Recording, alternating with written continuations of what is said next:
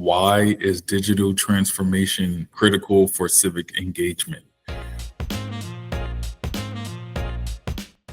I think for starters, it increases collaboration. I know you and I we're both in the public sector, so we understand at different levels, whether it's from the local all the way up to the federal level, that things can be a bit challenging to collaborate, especially with some of the nonprofits and NGOs that also rely on these agencies. So now you're starting to see platforms in which, people can, kind of crowdsource intelligence to get certain things done, whether it's designing local budgets or getting a community project done from the people that serve and live in that particular area.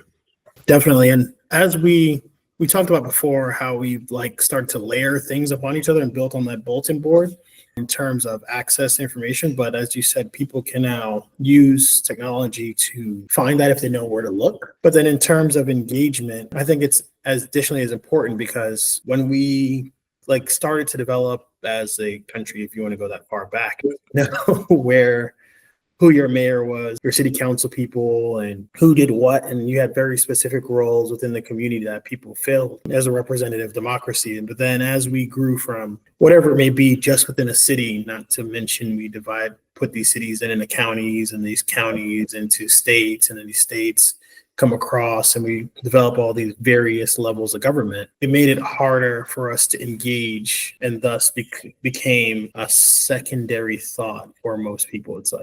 It's so complex as to why not engage, but technology and digital transformation creates a new way for us to re-engage that sector that we've now kind of put as a secondary thought, because it became easier to work with companies because it's, you have a company, they have one specific mission, where the public sector, it's a large entity that's composed of many parts of the same company.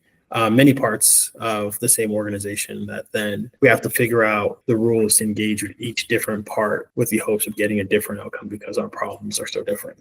Yeah, no, that makes a lot of sense. And you just made me think about how that increases, the potential for transparency and accessibility. So to your point, things are siloed. And it's not to say things aren't still siloed. We got over 90,000 distinct government units within the country. So, that's just a lot going on. But we're starting to see a lot of development in open source data when it comes to public sector information. So people have access, or people are starting to have access to be able to see whether it's where's grant funding going, what initiatives are happening, who's eligible to do certain things, and where they can best fit at.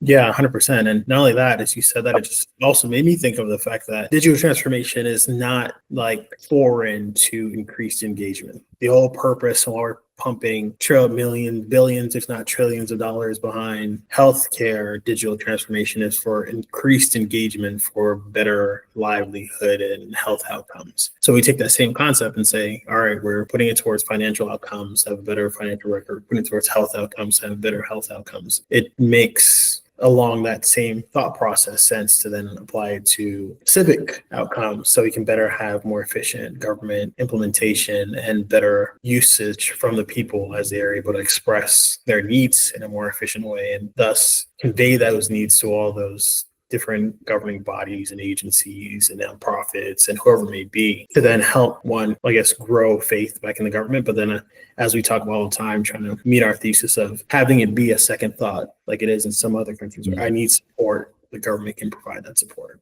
in different ways. You're right.